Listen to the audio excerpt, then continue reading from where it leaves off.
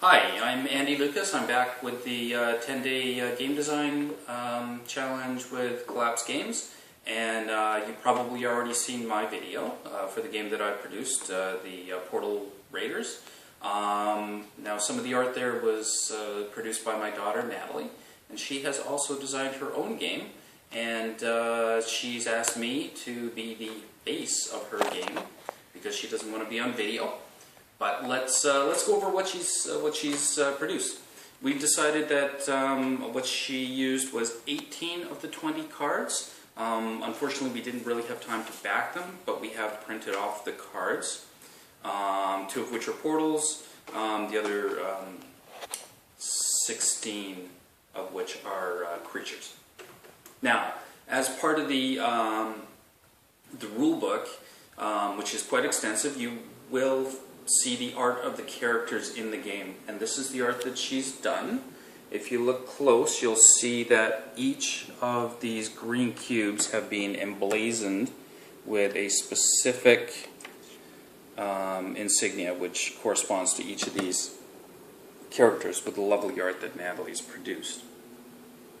Now, over and above that, we're also going to be using the other colored cubes. So we have 4 of the yellow, 3 of the red-orange one, or sorry, 4 of the red-orange ones. We've got the 4 brown, and then we have the 2 purple, the 5 blue, and the 1 green dice.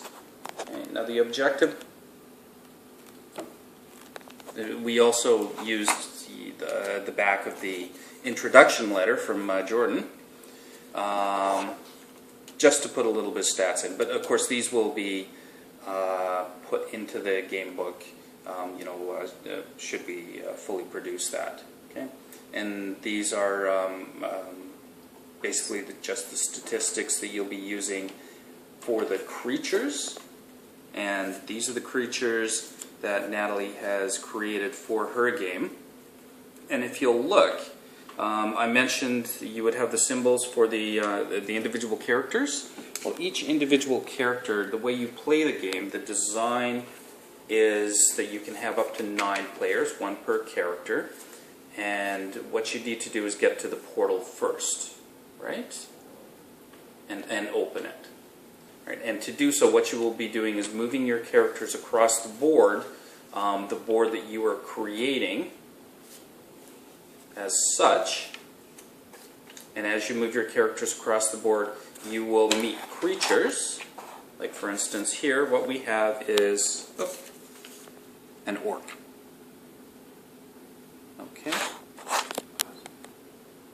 Okay, again, a lot of these rules have not yet been written down, so they mostly exist in my daughter's head and what she's told me. So we've set up the board here. We have 2 characters in play. Natalie, which is playing Soleil. So this symbol here is corresponding to here for this character.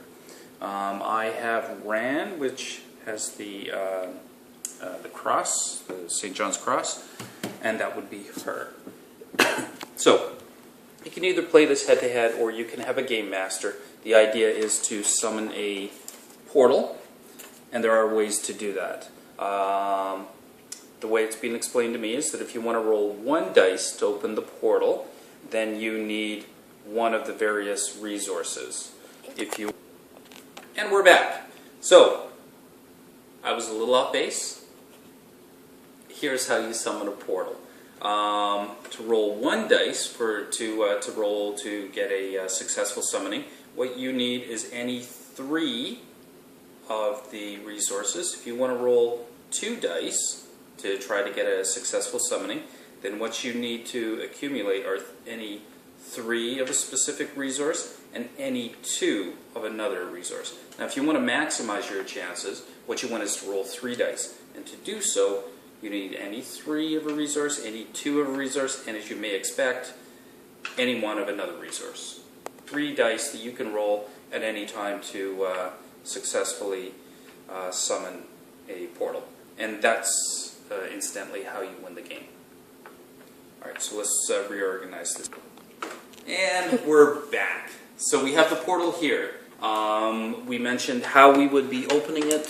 to get enough dice to actually cast a spell to open the portal. You can successfully do it on a 5 or 6, provided you have the appropriate resources. So of course you're going to have more of a chance to open it if you are rolling 3 dice, but the resources as you use them do go back onto the board randomly. For this, a Game Master is excellent, but you can play it head to head, and of course you can attack each other's players, which is great. Now, here's how you get resources. Each time on your turn, you roll a dice, and you can move up to 3. So here, I'm moving here, here, and here, and I want to get that green gem. So, to get that resource, we'll just move it over. I need to fight this guy, and that's an orc. Okay. Now, orcs, we do have the combat statistics of the various creatures that you're going to meet. So you have orcs, vampires, dragons, and ghouls. Okay. Now, orcs, they have the ability to attack twice, so that will give them 2 dice, correct? Okay. They are also a what's this? A 1-star monster. Okay, so which means you can only attack them with 1 dice. But of course they're going to get 2. Now they're going to hit if they roll below 3, so that's a 1 or a 2. So they're not going to be a very strong monster, but they do attack twice, hence the 2 dice. So my character is going to be hitting on a what? So we're going to try this combat again. He's going to be rolling 2 dice. He's going to be hitting me on 1s and 2s. I'm going to be hitting him with 1 dice because he's a 1-die monster, but I'm going to be hitting him on every dice that I roll above his rolls. So let's see how that works. He rolls a 2 and a 4. Okay, so he's hit me once, and I need to roll above a 4 to be able to hit him. And look at that, I rolled a 1. I seem to recall I was rolling 1s in the last game too, so this kind of sucks for me. So he's hit me, I haven't hit him. So I'm unable to collect any resources, and I'm also unable to befriend him. Alright, and we're back. And if you remember, we were in combat. I was unable to hit the orc, but the orc did actually hit me. So what we do is we just have a little tally mark, and we put that as 1 hit point. Every character has 10 in total. Now, the creatures that we're encountering, if it's a 1-star, it has 1 hit point. So I really should have been able to take this guy out, but I didn't.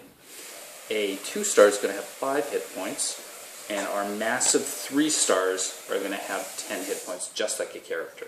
So at this point, I have done no damage to him, but he has hurt me once, which means I've taken 1 hit point damage. Now I can elect to retreat, or I can elect to continue with the combat. And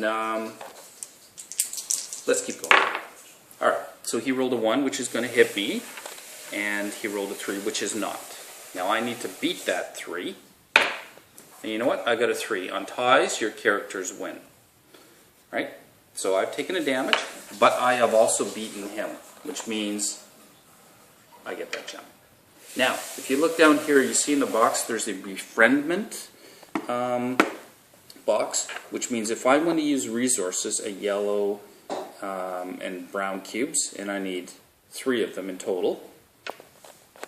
So, just to clarify, to befriend, what I need to do is spend 2 resources, so a brown cube and a yellow cube, and that will give me 3 dice. Now, if I'm rolling those dice to befriend him, I just need to get a 2 or better, right? And if I do so, he becomes my friend. We leave this face up, and anytime one of the rival players comes through, they are forced to fight him. Okay?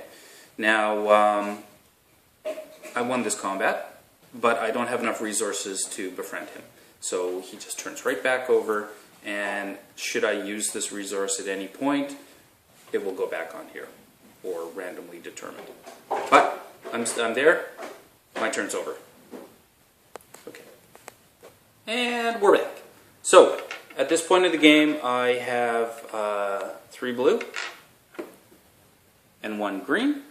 I'm also right here, the same place, and Natalie's character Soleil is right here. A portal has arrived, and what we're going to do is try and go through it. So you'll also see here that we have 2 creatures which are face up. This means that they've been befriended, and they will face towards the player that does not befriend them. So for instance, I can see this dragon, but he's not mine. So if I move here, I'm going to have to fight him. The vampire over here, that is mine, and the reason I can tell that is because it's facing towards Natalie. Okay, so should Natalie move here, she can't move any further, she's got to fight that vampire. Alright, so we're going to go through the portal. We're going to try, it's my turn. I rolled a dice, I got a 4, which is a 1, 2, 3, and 4 should I be able to get through. Now, because I'm on the portal, I'm allowed to try to open it. And the way we do that is by using the resources. If you may recall, 3 of any resource will give me a 1 die to roll, and I'm looking for a 5 or 6 to open it. Should I have had 2 more resources, that would give me a 2nd die, and then 1 more resource would give me a 3rd. However, because I don't have enough resources, I don't have that, which means I don't have this, which means I only get 1 die. And let's try and open it. And it's a 2, which means it doesn't open. So my resources go away, and to put them away, we just randomly put them somewhere. Anyone that's open, I can put them anywhere. Alright, so I did not successfully open it. Now, if I had successfully opened it, say on a 6, I would be able to finish my movement because I had 1 left. I'm through the portal. I've won the game. And that is Natalie's game. So I hope you like it. What was its name again? Monster Madness. So I hope you like it, and we'll see about getting some rules down on paper for you.